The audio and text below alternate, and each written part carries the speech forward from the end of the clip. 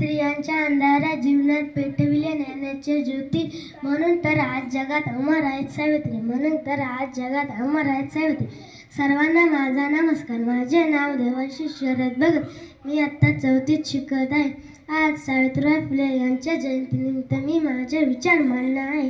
तर सर्वप्रथम सावित्रीबाई फुले यांना माझे शतशः नमन. सावित्रीबाई फुले या भारतातील पहिल्या महिला शिक्षिका होत्या.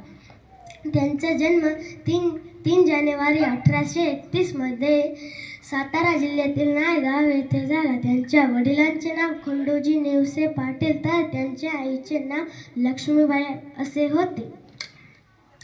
वयाच्या 9व्या वर्षी त्यांचा विवाह थोर समाजसुधारक महात्मा ज्योतिबा फुले यांच्याशी झालं.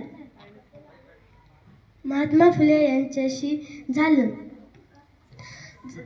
फुले व सावित्रीबाईंनी 1848 मध्ये पुण्यात मुलींची पहिली शाळा सुरू केली. या निर्णयाला लोकांनी खूप विरोध केला.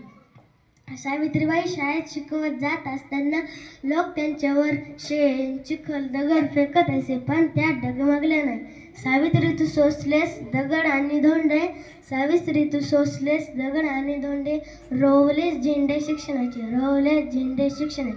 त्यांनी गोरगरीब, विधवा, अनाथांना आधार दिला. त्यांनी सती, केशवपान अशा क्रूर प्रथांना विरोध केला.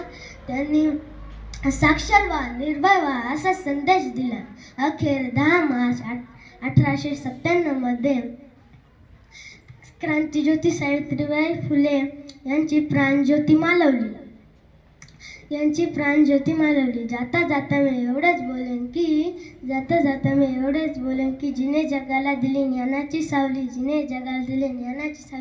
धन्य धन्य क्रांतिज्योती सावित्री माऊली, धन्य धन्य क्रांतिज्योती सावित्री माऊली. जय हिंद, जय महाराष्ट्र.